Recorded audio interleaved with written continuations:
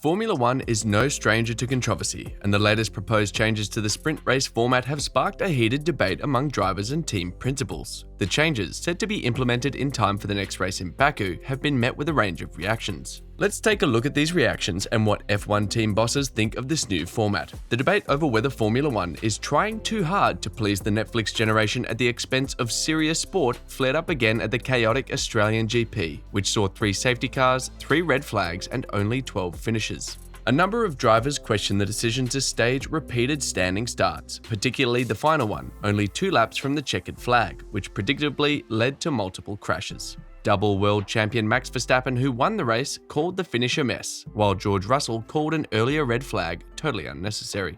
The Mercedes driver added, "I don't really know what's going on with some of the decisions at the moment. Essentially, the calls made by race director Steve Nielsen reflect the broad desire of Formula One stakeholders to try to finish under race conditions wherever possible in an effort to provide entertainment.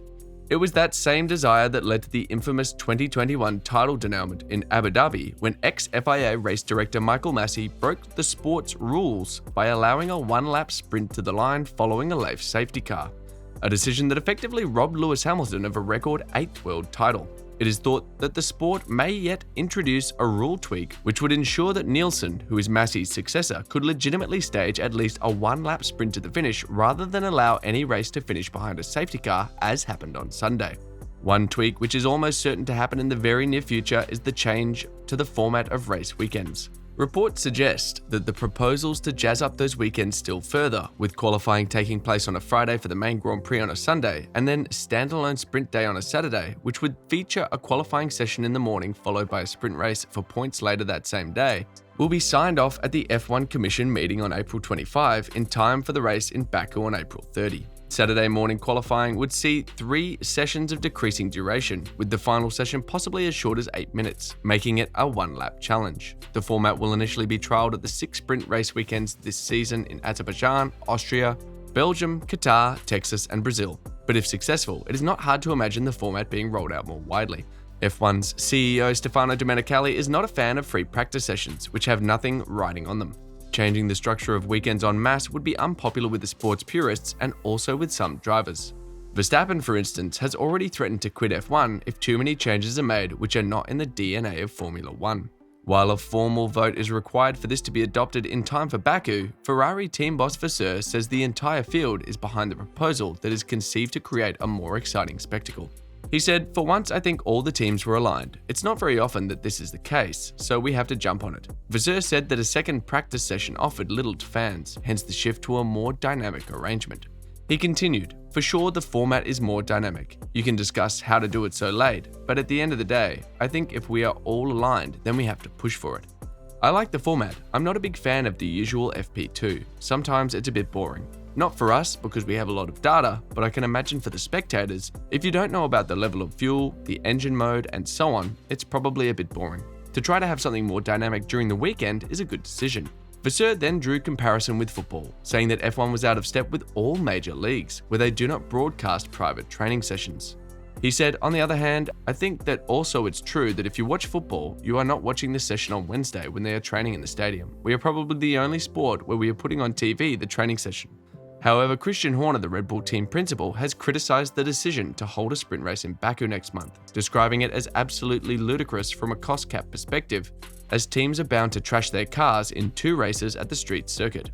Horner believes Azerbaijan could be a little too lively. He said the reality is it's an absolutely ludicrous to be doing the first sprint race of the year in a street race like Azerbaijan.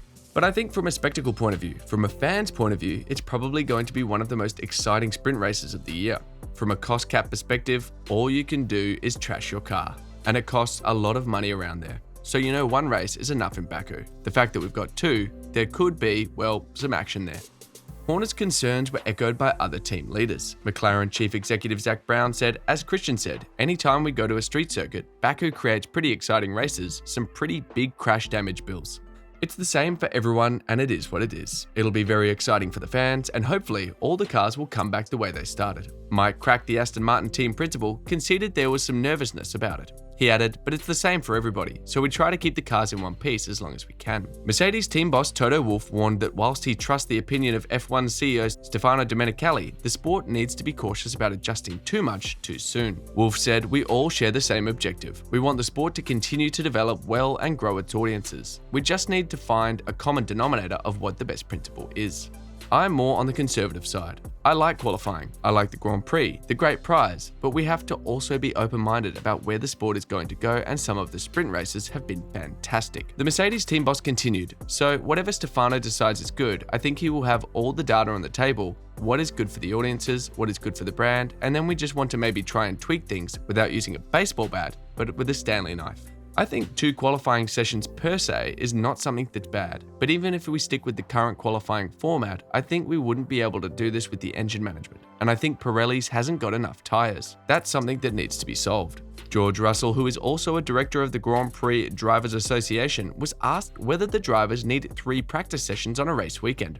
As it turns out, he does not think they do, referencing how in the junior categories Formula 3 and Formula 2, there is just a single 45-minute practice session. Russell stated, I think no is the answer. Obviously, the more practice you do, the more up to speed you'll be, the more comfortable you'll be with the car. I don't think it's right that Formula 1 has 3 times the amount of practice that you have in the F3 and F2 categories. They should be the ones to get more practice. Also, because they're doing less races, they don't get to test that often. No practice would be too little. I wasn't in favor of the sprint races initially, but having done, how many have we done now? 6, 9, maybe over the 2 years, I really enjoy the sprint races, and having action on a Friday, I think, is vital for all of us, and also for the entertainment factor. Alpine's Pierre Gasly agreed with Russell's claim that 3 practice sessions are unnecessary, saying 1 or at least 2 is more than enough. As for the sprint races, he thinks further work would be needed to refine the format. He said, I agree with George. Definitely, 3 is not needed from a driving point of view. It's always nice, you can work on fine details on the car and really try to nail the car balance for the weekend, but generally speaking, I think 1,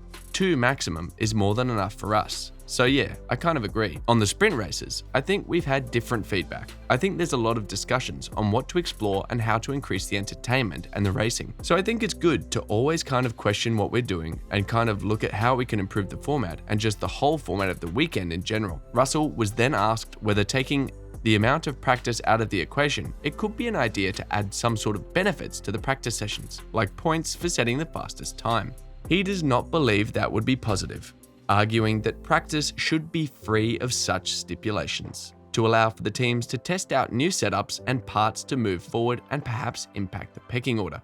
So, Russell's ideal race weekend would consist of a single practice session and a sprint race format, though he argues that the 1 practice session should be held later in the day on a Friday to allow for a later arrival time for personnel, thus reducing the demands of a 23 Grand Prix calendar, which is expected to grow to 24. Now, over to you. What's your thought about the FIA's actions towards the race weekend format? Are they prioritizing entertainment over sport? Let me know what you think in the comments section below. That will be all for today's video. Thanks for staying tuned. Please don't forget to hit the subscribe button and notification bell so that you can always get to watch more amazing videos like this. See you in the next video.